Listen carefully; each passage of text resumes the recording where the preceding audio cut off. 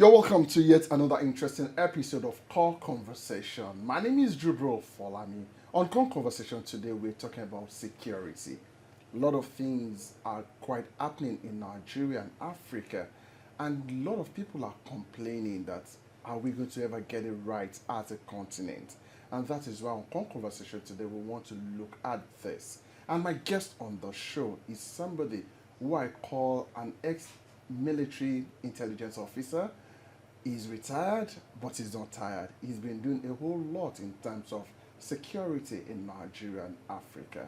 It's a known name, it's a known face to the family and to Nigeria as a whole. I have the pleasure and the honor to welcome Captain Umar Aliyu for the first time on Conversation. Good, nice to have you on the show. Same here, Jibril. Quite a while. Yeah, quite a while, quite a while. We thank God for his mercy. Same here. Yeah, let's go straight to discussion. This is called conversation. We want to say it the way it is so that people can learn. In the last few weeks, we've seen what we can call a tragic incident in Kwara State. Kayama, Woro, and the rest like that. Are you surprised with this attack happening in 2026? Yes, I am. But it's not to be unexpected.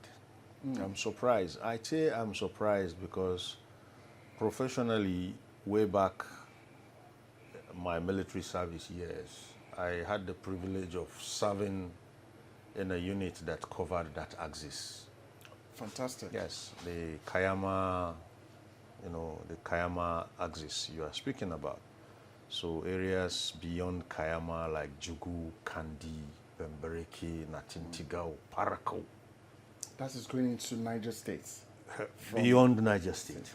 It goes, we're putting it on a map. Chikanda, Guasero, Kayama, those areas, they were all under an intelligence formation in which I was privileged to serve. So we virtually had oversight of those areas. And we could tell you at a moment's notice what was happening where. Really? Yes, so to hear these rascals running circles around security agencies and taking lives like if they were killing animals or chickens really makes one, very sad. As I said, it's unfortunate, but it's not surprising. It's not unexpected.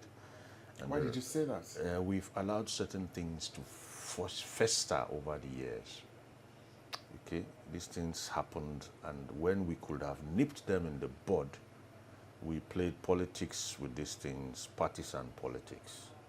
I remembered 12 years ago, 4 Jonathan years, 8 Buhari years will add up to 12.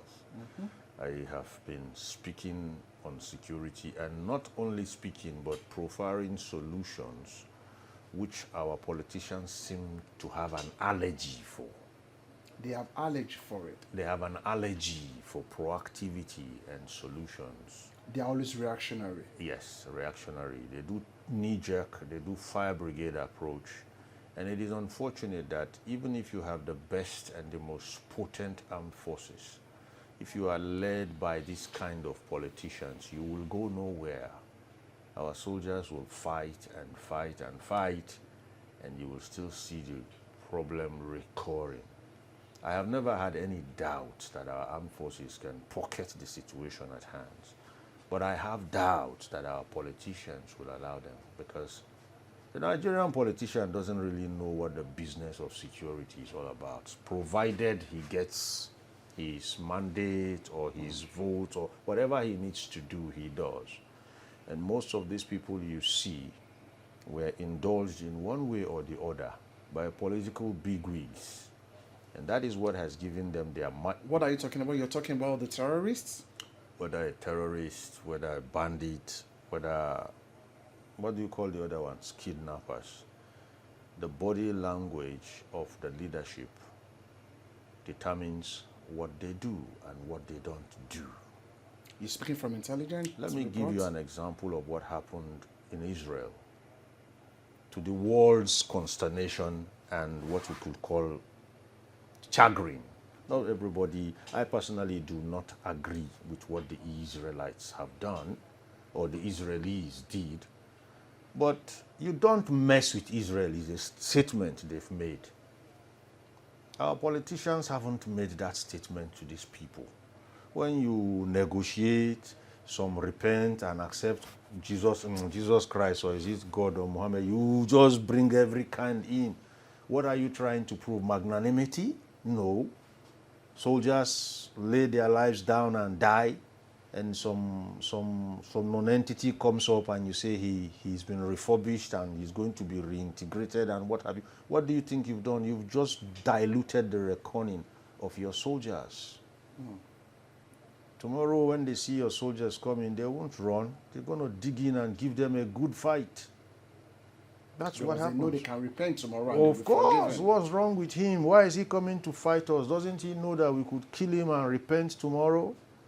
And will be reintegrated and rehabilitated and refurbished and all those R words they use?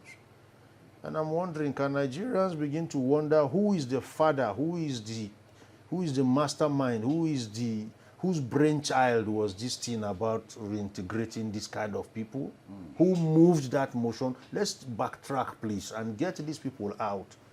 We say there are sponsors of terrorism within our midst and we don't know them really. Well, So do you think they know them? Who are the people that are asking you to refurbish and reconstruct terrorists? Or how do they put it? They are the ones you should start with. They are not hidden. They are all there in plain sight, but we just don't want to do anything about it. Captain Umar, retired. Let me call you Bleed, like I normally call Bleed, you. thank you. It's easier. Yes, it's easier. Bleed, looking at what happened in Kwara State, they said those guys or terrorists, they spent 10 good hours killing, I heard of it too. maiming. And you said that place used to be an area that if anything happens within a split second, you will trigger. See, Nigeria, the armed forces I served in, and I don't think anything has changed. Our armed forces is just encumbered. I think that's the word. What do you mean by that? We're encumbered by all these verbiages that came with democracy. I'm not a proponent of military rule, no. But you see, civil governance, democracy Nigeriana, let's call it that, comes with a baggage, it comes with a bag load of a lot of what I want to call unusual and abnormal norms. Look at what is happening in the name of democracy. We know what democracy should be, and we know what it is today. So here's the thing. Way back when I served, yes, it was military rule, but there were certain things on ground. And I promise you, as at that time, if as a neighboring country you had the audacity to move 70 kilometers from our borders, we enter red mode. 70 kilometers? Yes. There were 3 lines: line Jazz, line Walls, and line Tango. The closest was 70, and that was line Tango. If you cross line Tango, we are in red mode. We're not going to wait for you to get to Ofa. No, we're going to meet you in Guasero, outside Nigeria. We're going to meet you way up Chikanda. Let me tell you how it works. If we met you there and we had to fall back, we won't be losing ground. That's how it works. So here's the thing. A counter-attack. Beautiful. Here's the thing. They are in Ilorin. So if they are in Ilorin, what's between Ilorin and Lagos? It's Ibadan. Isn't it? Yeah. So if you met them in Ilorin, for example, and you fight in Ilorin, you destroy Ilorin now. You now fall back to Ibadan. So if you were to secure Lagos, for example, you don't wait for them to enter Lagos. You take the fight to Ibadan, the foremost end of Ibadan, to Ilorin, and start it from there. I'm assuming that is what we could call middle ground. Middle ground. You go to the middle ground so that if you lose part of the middle ground, you will fall into Ibadan. But Lagos will still be behind you. If you wait for them to enter Lagos and they push you down from Berger to Lekki, what's left of Lagos? Nothing. So that is where the challenge is. We do have the capacity, but our politicians in the last 25 years have done some very, very unscrupulous things with very, very, I don't know, dishonorable people. Our politicians have entered into cahoots with agreements with very dishonorable people.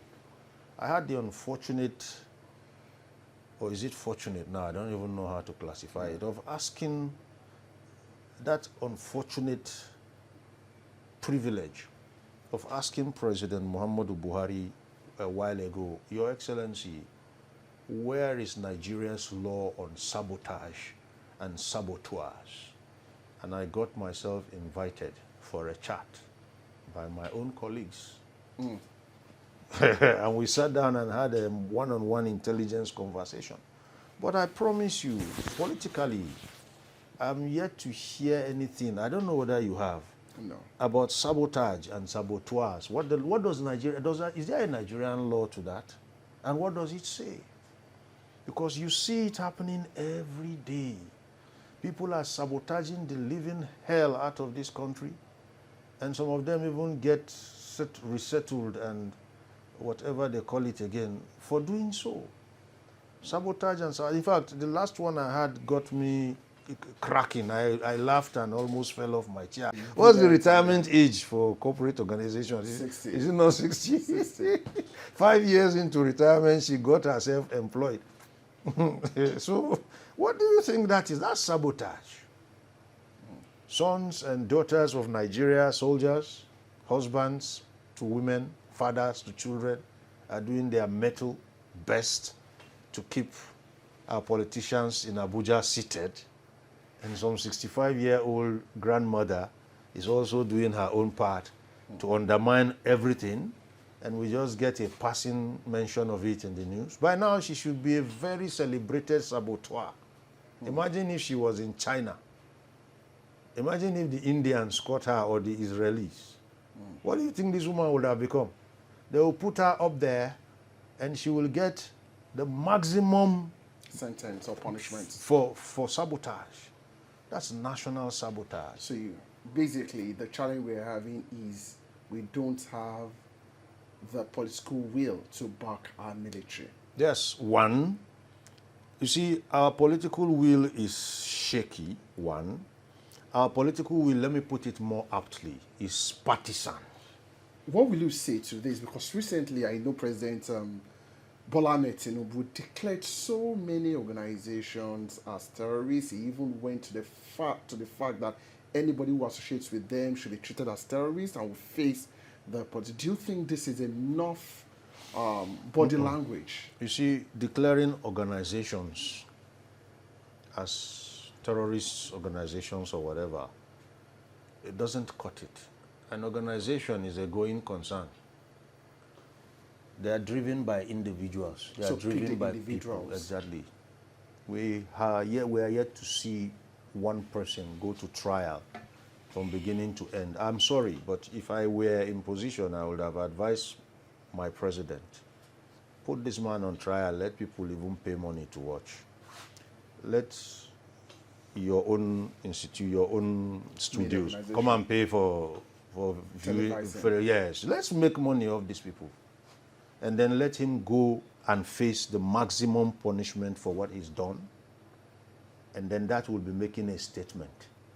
All these things about declaring state of emergency, they are verbiages. They are not backed by what action. And you see, the thing is, when you do it once, you do it twice, thrice, you don't back it with action, something happens.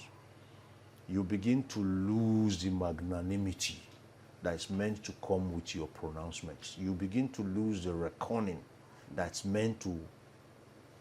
Don't forget, when our president speaks, whether anyone likes it or not, despite the misgivings and the feelings about the elections in 2023, this man is speaking with the might of more than 200 million people. Yes. But what does it amount to after he has spoken? I leave that answer to you. Let me come down to, because I want us to be more practical. I don't know whether General Musa is your colleague or your senior or your superior, but I know you're retired a long time ago. He's one of the finest soldiers we have in this country, no doubt about that. He's now the minister in charge of defense. Don't you think you know all these things? I'm fascinated with what you said about the 3 steps, Yes. or that you must not cross. And that was when Nigerian military was Nigerian military. Don't they know all these things? You see, as I told you earlier on, they do. But let me answer you with a proverb. You see, when lions are led by a lamb, they become lambs. And when lambs are led by lions, they become lions. What I mean is simple. The Nigerian politician is a basket case. True to be told. The Nigerian politician is someone who, once he's fixated on something, does not look at the other aspects of what he's about to do, particularly our national security status. A lot of things mitigate against national security directly and indirectly. You can have the best soldiers, you can have the best equipment, you can move the entire United States Army here. If our politicians do not match their words with action, you won't achieve anything. What I'm simply trying to say is no general is going to outdance his principal. No general. You guys are called professionals. You can be professional. You see, General Musa is actually occupying a very I don't envy him. I don't envy him. I just wish him Godspeed and good luck. Because I tell you for free that to be a general in the Nigeria we have seen in the last 8 years is very tasking. I wonder whether they sleep. Yes, because when you see the things that are, you imagine an elected person, someone who is elected, democratically elected, a governor. He calls you as a general with all your rank badges of all the war colleges on this planet you've been to. He sits you by his right, and he calls a non-entity, a vagabond, a rascal, from a homeless person who has been trailing the deserts all these years. He sits him by his right with all the guns and bullets on him, and he's calling a meeting, and the two of you are sitting down to do what? I think they've been able to put a stop to that. There's no more negotiation with the terrorists and bandits now. Well, it takes one day to erode your magnanimity and reckoning, and it doesn't take one day to build it back up. Our generals have work to do. I have seen situations where that which is obvious and should be done is not done, and our politicians endorse what shouldn't be done. You go give some private military security company a license to go guard pipelines, and you have a navy, a constitutionally recognized navy, a navy that is budgeted for. Who does that? And you expect your naval brass hats to actually work with confidence among their colleagues in other countries when they meet? Or you actually expect your naval brass hats to look at this man who is guarding the pipelines and tell him what to do, and you say, hey, you leave that place or else. I mean, we've seen people who used to be rebel leaders, people who have lost count of how many soldiers or naval ratings they've killed, sit under a presidential seal and make statements in the presidency. You've diluted the magnanimity and the majesty of the presidency, and you want a general to do what? Do you realize the presidency houses the commander-in-chief of the armed forces? So what is the general going to say when his commander-in-chief has endorsed you? See, there's a lot of things that we need to sit our politicians down and let them understand. Left to me, pre-inauguration, every politician should go and do what youth service members do, but not probably as physical as that. Go stay in the barrack for 3 months. Go see what discipline means. Go understand what these men do. Go understand what their wives go through. If we were to start a widows community on any of the social media platforms, I'm sure the armed forces sector will be the largest.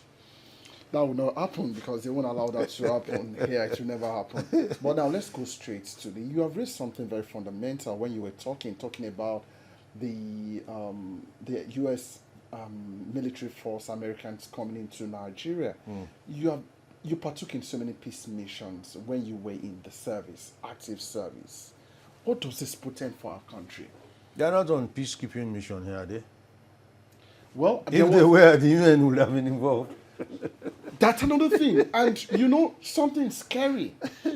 When they got into Nigeria, the soldiers, a day after 24 hours, within 24 hours, the Israel government wrote a press release that they're going to provide intelligence The support. Israeli government, yes. Yes. Let me tell you something. It's simple. Just connect the dots. The American soldiers, last time I checked, 200 on ground, boots on ground. Boots on ground, yes. The Israeli embassy issued a statement which I read. You also read it? Yes. What I foresee, if I were to do a strategic intelligence projection of what is to come, we use the word likely, what is likely to happen come is we most likely going to see a collabo between or amongst between the Israeli Mossad and our forces from the 200 soldiers on ground from the United States. Yes. Now, I tell you something about the Israeli Mossad. They are highly respected. They are ingenious and they are daredevil. If you followed what happened during the still ongoing challenges they had with Iran, okay, Hamas, the war, all. You see the length they can go to get just one person. One person. They are probably even more devious than the CIA and the MI5 and all the others. Now, if the Israelis have spoken like this, what I want to put on ground as my projection is they are going to zero in on human targets. How do you mean? They're going to get their intelligence and not tell us organizations. No, they're going to zero in to human beings. And that's where the shocker may come for our nation. Most people think this thing we are seeing that threatens our national security about Boko Haram, ISIS, ISWAP, and bandits, and they think they think it's straightforwardly across religious lines. No. It's a cash cow. Cash cow? Yes. This idea of it's one religion killing the other. No. There are people who are cashing out. And I tell you, if the Israelis go where I think they will, you see them taking people out. They will come into your house, zero in on you, and knock you off. But before they do that, they will have proof. This is how this one is enjoying the status quo. That is a threat to your national security. So a lot of people may not be comfortable with that. Particularly, again, as I said, our politicians, after they've been indulged, seem to now undertake in a lot of anti-human, anti-social activity and dare the politicians to do anything about it. The complacence you are seeing in our law enforcement agencies, the complacence you are seeing, seeming complacence that our armed forces cannot handle these things, are just superficial. You are looking at dedicated staff, if you like, sworn to oath, that is the security agencies, who cannot outdance or outperform their principals. Trust me, if our politicians can just close their eyes and cock their ears for 90 days, let the soldiers lock up horns with these people, I'm telling you, this problem will go. But as I told you, it's a cash cow and it crosses a lot of partisan lines. Some people are using it to get political traction. Some people are using it to fight their perceived enemies. Some people are actually what you call vested interests. Some people have their investments there and they are getting a lot of things from whatever is being extracted and removed from areas where these bandits operate. There's so much going on. Even my 65-year-old grandma too, she has an investment there that she's cashing out on. If the commander-in-chief can just give a marching order and say, you know what, let's do as the Israelis did. That Sambisa forest, let's turn it to a housing estate now. Move the aircraft in, give me 10,000 soldiers, boots on ground. Yes. As they are going, the bulldozers are behind them. Clearing it. Yes. And our, what do you call those people that go with cameras to measure land? Is it surveyors? The quantity surveyors will come behind too. Let's turn that Sambisa to the largest housing estate in West Africa. Then we'll see where they want to hide. But there is this allegation that Kanji Forest is also becoming another Sambisa. And, you know, I had the opportunity of watching General Musa while he was being interviewed at the floor of the Senate. Part of the recommendations he gave was that we should fence the entire country. But in your days in the military, it was not like that. Do you see this as a solution? Because I'm worried about how we want to protect infiltrators from other countries to Nigeria. Fencing our country is a mammoth task.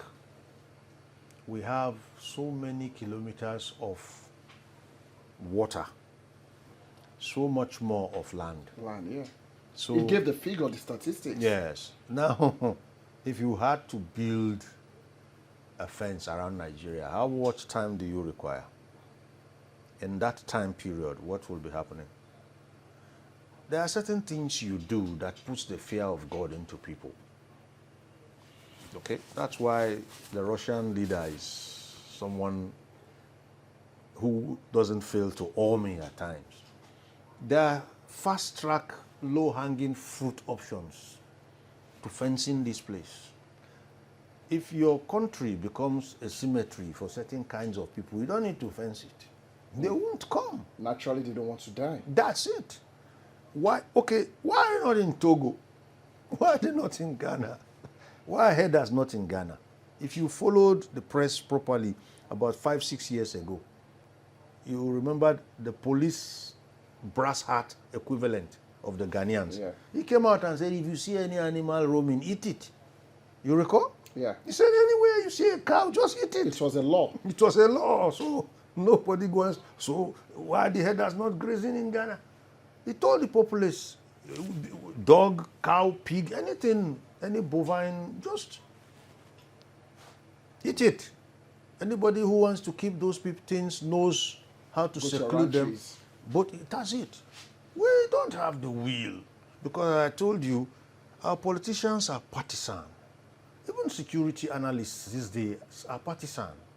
If you observe, I don't show up much anymore. Exactly. I decided to stay away because you see security analysts who are talking about our collective national security, telling half-truths. Telling half-truths. You don't do that. You don't politicize security because the threats right now don't have political parties.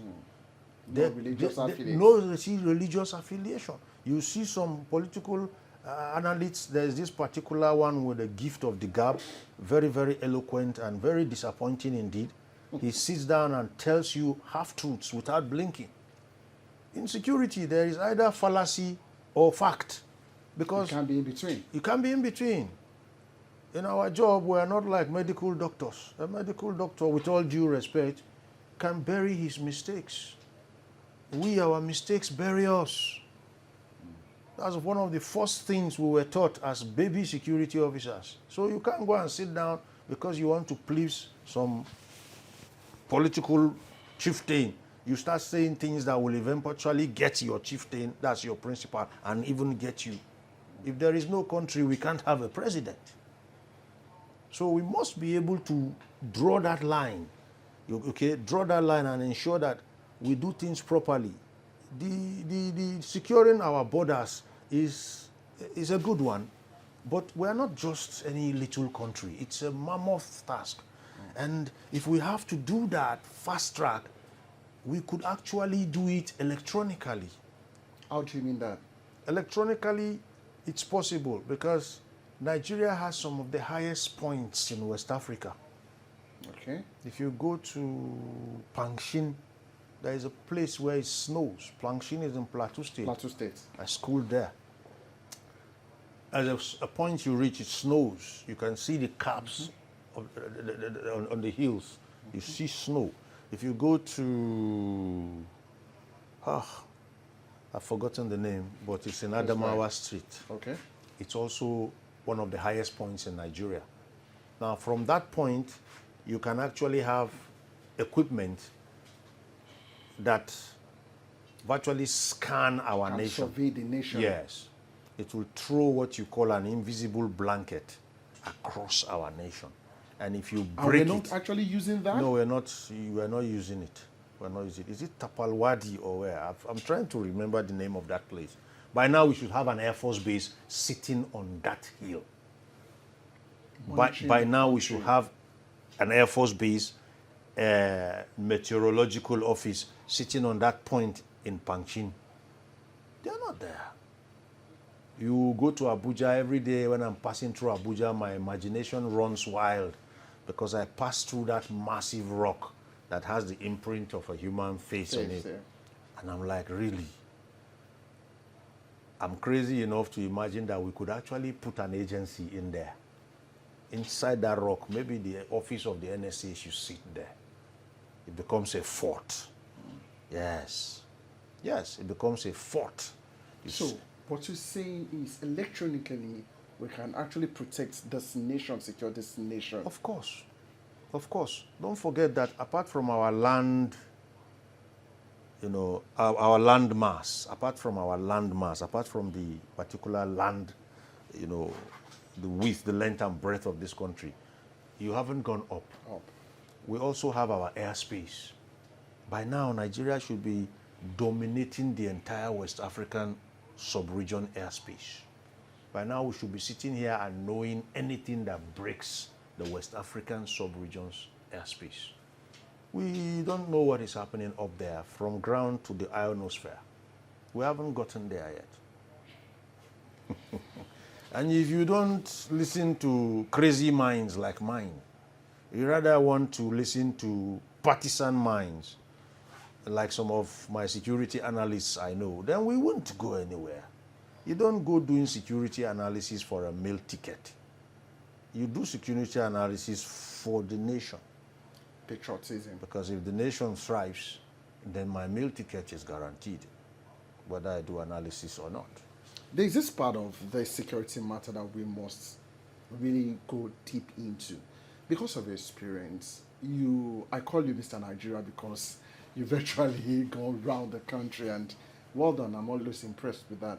Do you think there's a Christianization agenda with the security issues we have in the country? Or is it just political and religious? Like, what do you say to this? I do not see a Christianization agenda, no. But I must be honest with you, if the Christians claim they are being targeted and killed, it's not a lie. Okay. Here's the thing. If Muslims decide not to make their own killing known to the world, who is to blame? The Muslims. As simple as that. The Christians have said there is a genocide against Christians. Well, you are looking at the same thing from 3 different angles. 1 is Islam. 2, Christianity. Let me rock the table now with the 3rd angle. What about the animists? What about the worshippers of Mama Dioha, Olodumare, Songo, Tarubaba, Girmachi? You know how many religions we have in Nigeria? They're not just 2. Yeah. Last time I checked, Islam, Christianity, then the different traditional religion worshippers, we have about 58 religions. Okay, 60.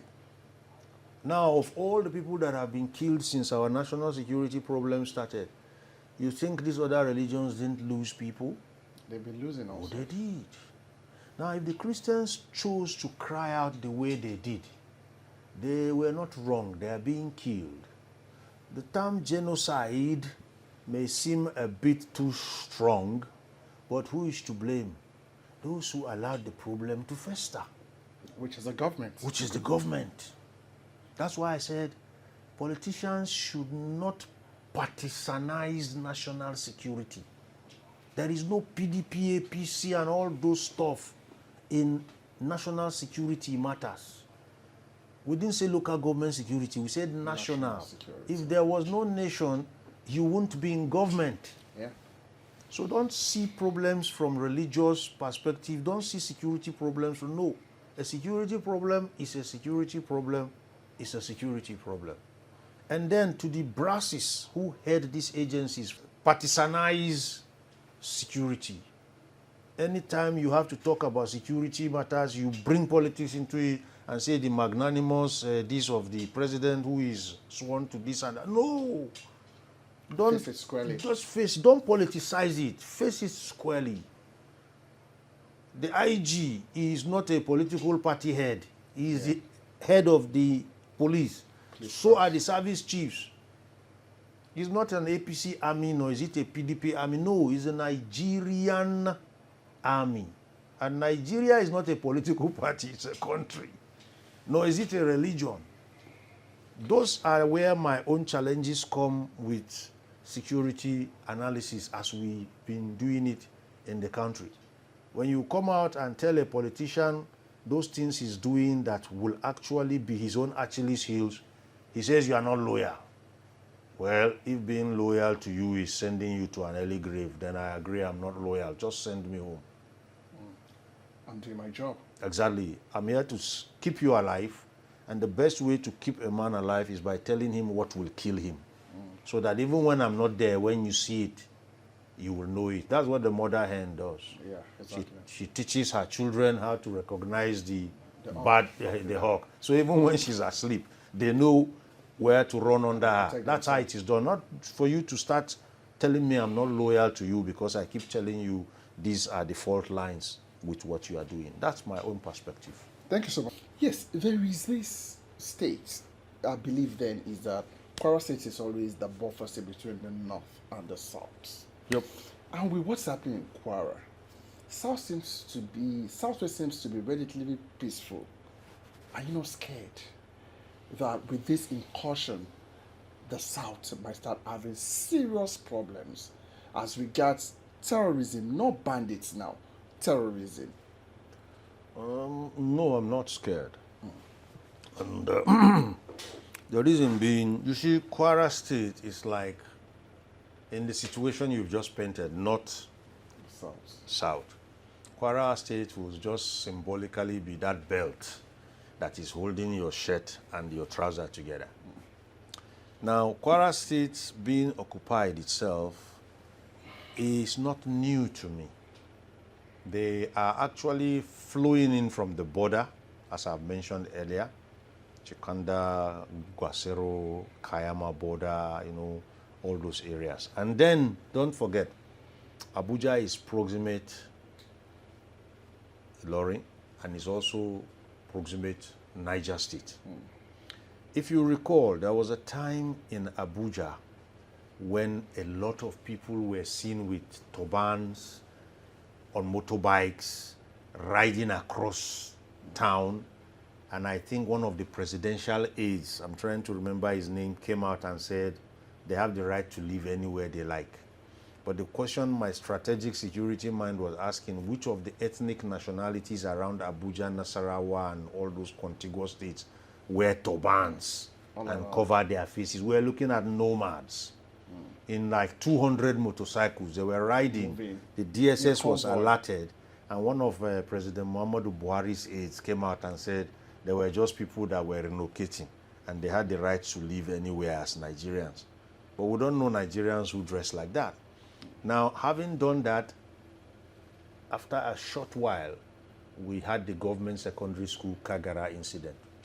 I was in one of the popular television stations then, warning them that when you see these people moving, they are relocating, yes, but the chances are they relocate proximate a water line. Water line? Yes. Okay. Water is heavy, you can't carry it around. Strategic intelligence-wise, if I were to seek a camp of 200 people, I wouldn't look anywhere. I'll go where there is water. They can steal food.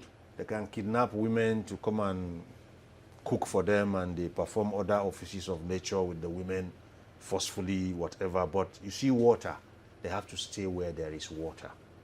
So if you are looking for such people, you look for where there is water. Now here is what happened. You see Kwara State became a very, very lucrative and attractive target, being contiguous to Abuja, or rather from Niger State, and also being a border state where we can wreak havoc and run out as we see fit. So from there you begin to see the characteristics of these people. After what happened, we started seeing them in Shiroro, Kagara. You know, Shiroro is proximate to the Shiroro Dam. So what we are seeing in Kwara is not surprising to me, and they can be contained. The solutions for containing this problem, even way before we thought about the US or whoever we want to bring in, I have profiled across a lot of fora. TV, radio. I have actually given to a service chief. Unfortunately, he's of blessed memory. The solutions are simple, solutions that will actually be wrought here, honed here, used here, and when they succeed, we can even export talent. Exporting talent brings you money. By now, Africa or even the world should be coming to Nigeria to say, how did you do it? Manage this. It's not going to be the first time. The world came here when Babaraji Fashola dealt Ebola. And they were asking us, how did you do it? So we could do it homegrown, inborn, and export talent. But alas, it never did happen. The solutions were passed to people who were as close to the present sitting president as your ear is to your head. And it never saw the light of day because, as I told you, the whole business is a cash cow. I cannot even say if he saw the solutions I profiled or not. So I have profiled solutions to a sitting president as far back as 2014, a sitting Senate president. So it's not yesterday. And nothing came out from it? Nothing. The solutions I gave to late General Atahiru, the solutions I gave to a sitting traditional ruler today are just an upgrade of what I made available to a sitting Senate president in 2014. So all these challenges are surmountable.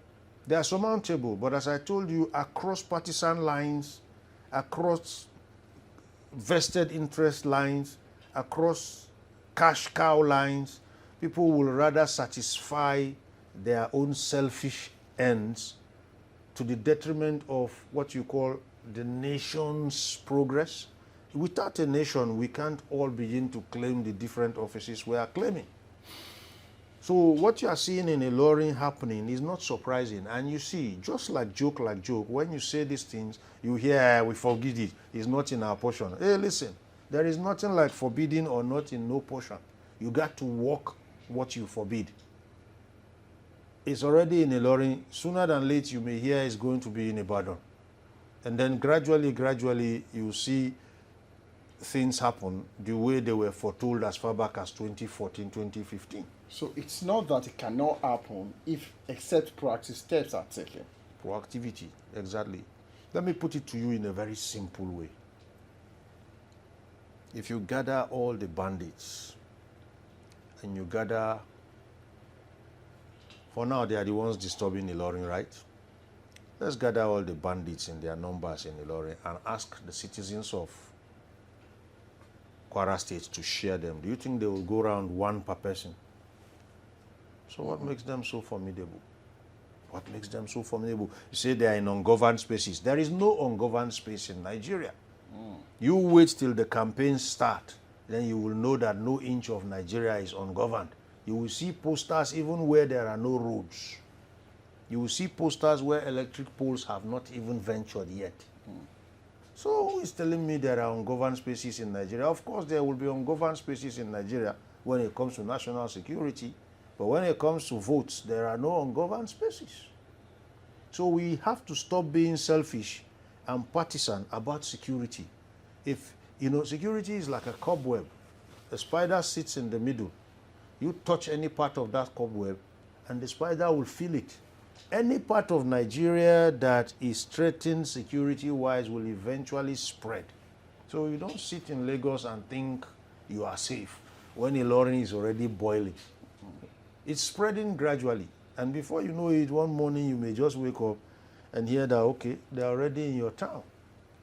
So Lagos need not sleep now. We need to sit up and do things that will make the Lagos space untenable to any of these people. And they are cheap. They are dirt cheap.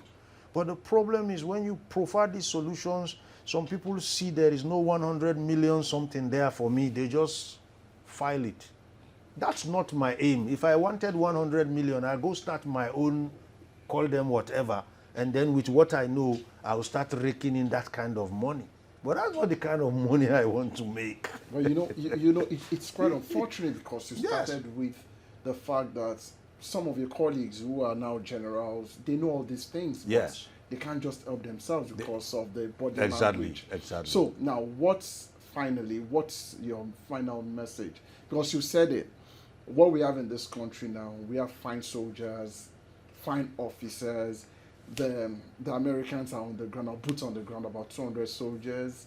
What the way forward, first things first, let us make no mistakes.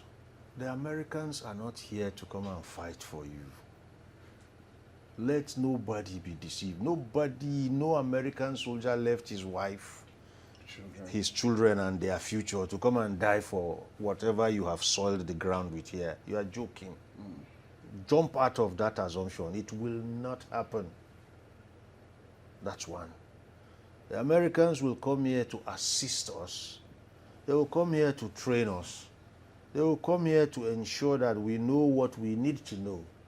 They will be like the mother who will prepare food, put it in your mouth, but you will have to chew it yourself and swallow it. Your mom won't do that for you. So they are going to come here and do certain things for us, yes. They are going to assist us to some certain degree, yes. But our mindset, leader and the led, is what will solve this problem. If you are in need for the dollars and the naira, the problem won't go anywhere. Because we have a home and no other home to defend. If anyone thinks we are weak as a people, I want him to understand, or I want her to understand, that you never know how strong you are until being strong becomes your only option. And that's where it is tending with Nigerians. We are being taken as the weaklings and the cowards of the world because we are not belling our cats. But that again, it's what I call an over-assumption. Because we are getting to the stage today where Nigerians are beginning to understand that the only option they really have is to be strong. And protect themselves. Assistance will come, but don't expect anybody's husband or anybody's father to come from America to come and die for a problem your leaders created. So we must solve this problem internally. Call it work. It won't, I'm sorry, I said it will not No, work. it's fine. It's fine, but the work is allowed. Yeah, it won't work. That's what I want to leave it at. Thank you so much, Captain Umar. You're welcome. We call him Captain Blade, retared. Thank you. He's a security expert. Thank you so much for being on the show. You're welcome. And that's how far we can go. I hope our leaders and the led will watch one or two lessons from this. Nigeria must be great again. It's our collective responsibility. My name is Jubril. Follow me. See you on the next episode of Core Conversation.